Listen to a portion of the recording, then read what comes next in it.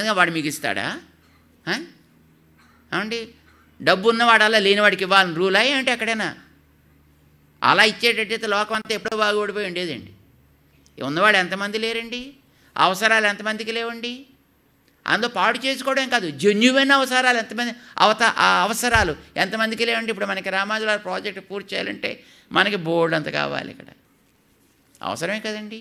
మరి కావలసినవంతే బోల్డ్ అంతమందికి బోల్డ్ ఏమిటో ఎవరిని చూసాను 4,000 కోట్లు, 5,000 కోట్లు, 10,000 కోట్లు, 20,000 కోట్లు, 30,000 కోట్లు, అంతా వేల కోట్లలోనే. మాకు 1,000 కోట్లు అక్కర్లేదయ్యా, ఒక 100 కోట్లు చాలయ్యా, మా పని పూర్తి అయిపోతుందయ్యా అంటే ఎవడు రావట్లేదు ముందరికి.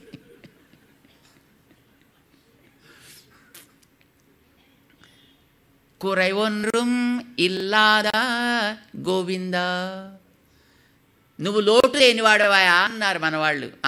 ఊరుకోండి, పెద్ద ఉన్నవాడినైతే లేని వాళ్ళకి ఇవ్వాలని రూలా ఏంది ఎక్కడైనా? అక్కర్లేదు. కానీ నీ వాళ్ళకి నువ్వు ఇచ్చుకోవా? ఉందన్నోడు ఉరవు, నీతోటి ఉండే సంబంధం మాకు.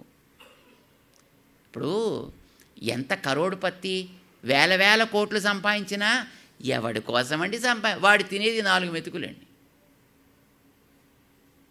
అందులోనూ కొంత రుచి ఉంటుందో తెలియదు, రుచి లేకుండా తింటాడో తెలియదండి. డాక్టర్ చెప్పిన దాన్ని బట్టి కానీ వాడు తినాలి.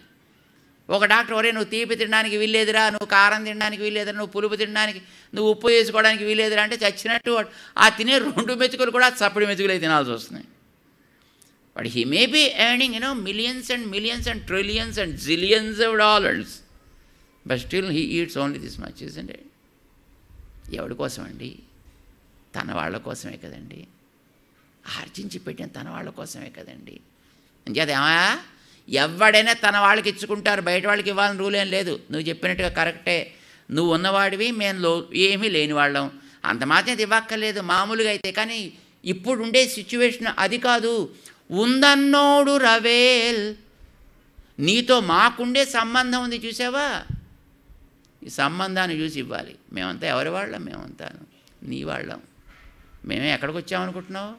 అయోధ్యకు వచ్చామనుకుంటున్నావా? లేకపోతే మరో పరంపదానికి వచ్చామనుకుంటున్నావా?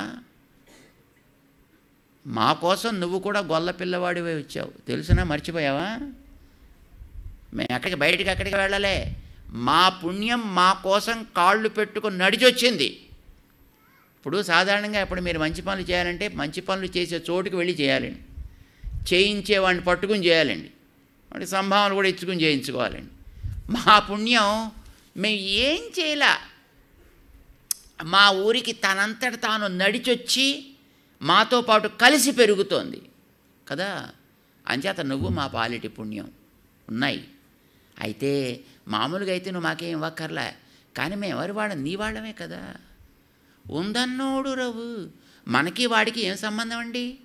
ఒక సంబంధమా? 9 రకాల సంబంధాలు ఉన్నాయని చెప్పాం కదండి మీకు ఆ మధ్యన. మనకి భగవంతుడికి ఎన్ని సంబంధాలు ఉన్నాయండి? 9 సంబంధాలు ఉన్నాయి.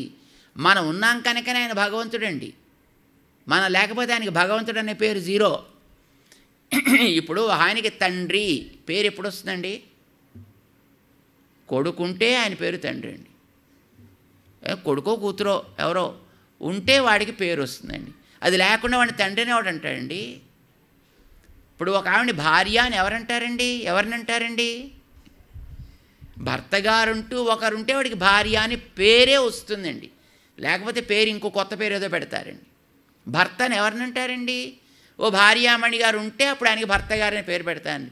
లేకపోతే ఆయనకు కూడా ఇంకోటిదో విధురుడు అని పేరు పెడతారండి. ఆయనకి భర్త అని అనరండి. అప్పుడే భగవంతుడని ఎప్పుడంటారు? మేమంతా ఉంటే నిన్ను భగవంతుడు అంటారు. మేము లేకపోతే నీకు ఆ పేరే లేకపోయే. ఏమండి, ఇప్పుడు దేవుడు జీవులు లేకపోతే ఆయన ఎవడికో రాజు, ఒక ఆయనకి పేరు రాజు, పాలకుడు. పాలకుడు ఎప్పుడవుతాడండి? ఆయన పాలించే వాళ్ళ పాలనకిలో ఒదిగి ఉండేవాళ్ళు ఎవరైనా కొందరు ఉంటే వాడు పాలకుడు అవుతాడు. అంటే కొన్ని బొమ్మలు పెట్టుకొని ఒకవేళ ఎవరు లేకపోతే, కొంతమందికి ఎవడు ఉండండి అలాగే, వాడే కొన్ని బొమ్మలు పెట్టుకొని వాడు పెద్ద సింహాలు ఉండేటువంటి కుర్చీలు పెట్టుకుంటాడు పక్కన. మామూలుగా సింహాలు వాడి దగ్గర ఉండవు కదా. అంటే దీనికే 2 సింహాలు తయారు చేయించి పెట్టుకుంటాడండి.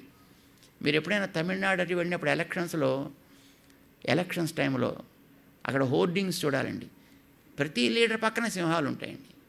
వాడు బతుకంతే, వాడు పూర్వజన్మలు అలా పుట్టినవాడే, పొరపాటు మళ్ళీ ఇప్పుడు ఈ జన్మలో ఇలా వచ్చాయండి వాడు.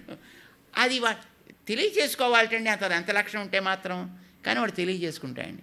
అంచేత ఇటో సింహం అటో సింహం వెనకాతలో సింహం పెట్టుకుని వీడు దాని మీద కూర్చొని మన మాట వినేవాడు ఎవడు ఉండడు కదా. అంచేత ముందర 2 బొమ్మలు పెట్టుకుని ఆ బొమ్మల నెత్తి మీద కాలు పెట్టి ఎవడనుకుంటున్నావు, నేనేమనుకుంటున్నావు అంటూ వీడు మాట్లాడతాయండి. వీడు వాడిని పాలకుడు అంటారా మీరు? ఇంత ఆర్భాటం అక్కర్లేదండి. వీడు చెప్పిన మాటని 10 మంది పాలించేవాడు ఉంటే అప్పుడు వీడు పాలకుడు. వారు పాల్యులు. మనమంతా పాల్యులం, ఆయన పాలకుడు. ఆయన మనకందరికీ రక్షకుడు. మనం ఆయన రక్షణలో ఉంటే ఆయన రక్షకుడు, లేకపోతే ఆయన రక్షణ ఎవరికి కావాలండి? సో భగవన్, మాకు నీకు 9 రకాల బంధాలు ఉన్నాయి. మేము లేకపోతే నీకు కూడా 0. నీ రూపం కూడా పాయ్. అంచేత నీ రూపం ఉండాలంటే మొదట మమ్మల్ని జాగ్రత్త పెట్టుకోవాల్సిన బాధ్యత నీకుంటుంది.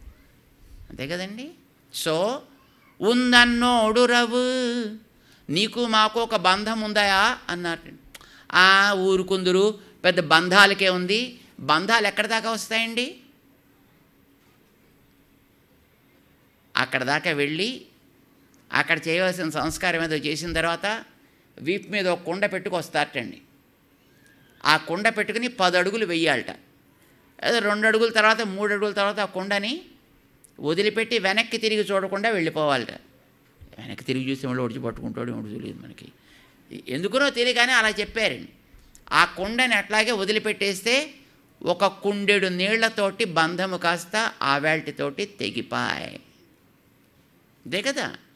బంధానికి హద్దు ఎంత దాకా? కుండెడు నీళ్ల దాకా. అంచేత పెద్ద ఏదో బంధం అంటారేంటి? ఉందన్నోడు రవు, నీకు మాకు బంధం ఉందాయా? బంధం కలిగిన వాళ్ళకి తన బంధువులకి ఇచ్చుకోరా? మేమంతా నీ బంధువులం కావా? బంధాలు కుండ నీళ్ళతో పోతాయిలేండి అన్నట్టండి. నో, అలా పోయేది కాదయ్యా మన బంధం. నమక్ ఇంగు ఒழிక్క ఒழியாது. నీకు నాకు ఉండేటి బంధాన్ని స్వామి నువ్వు తీసుకుందామన్నా, మేము వదిలేద్దామనుకున్నా, ఇద్దరం కలిసి కాంప్రమైజ్ అయిపోయి డైవర్స్ ఇచ్చుకుందామన్నా తొలగిపోయే బంధము కాదు ఇది. సూర్యుడికి ఎండకి ఉండే బంధం లాంటిది. ఎవరు తీయగలరండి ఆ బంధాన్ని? దీపానికి కాంతికి ఉండే బంధం లాంటిది. తీయగలరా మీరు? పుష్పానికి పరిమళానికి ఉండే బంధం లాంటిది. తొలగించగలమా దాన్ని? నో. ఈ జీవుడికి దేవుడికి ఉండే బంధము ఒకడు తొలగిస్తే తొలగేది కాదు. ఇంగ్ ఒழிక్క ఒழியாது. ఈ మా కోసం నువ్వు వచ్చావు, ఇప్పుడు మా కోసం నువ్వు శ్రీమూర్తివై మా మధ్య ఉంటున్నావు. ఈ బంధం తొలగిస్తే తొలగేది కానే కాదయా. తొలగిస్తే నేను పోతా, నువ్వు పోతా, ఇద్దరం కలిసిపోతేనే తొలగుతుంది బంధం. ఒకటి ఎప్పుడు ఉండదు, దాని there is no existence at all. ఓం అన్నా అంటే ఆ ఉండాలి, మా ఉండాలండి, అప్పుడే అది ఓం అవుతుందండి. ఆ తీసేసిన ఓం పాయ్, మా తీసేసిన ఓంకారం పోయ్. తెలుసునండి. అంచేత రెండు ఈక్వల్ ఇంపార్టెన్స్, రెంటికి ఈక్వల్ ఇంపార్టెన్స్. ఇందులో ఏది వదిలినా ఏది ఉండవు. మమ్మల్ని వదిలితే నువ్వు ఉండవు, నిన్ను వదిలితే మేము ఉండవు. ఇంగొழிక్క ఒழியாது. ఇది మనం చెప్పాల్సిందండి.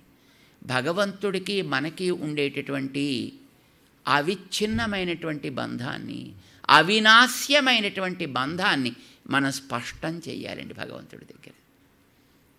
ఆయన పరిపూర్ణుడనే విషయాన్ని మనం చెప్పాలి.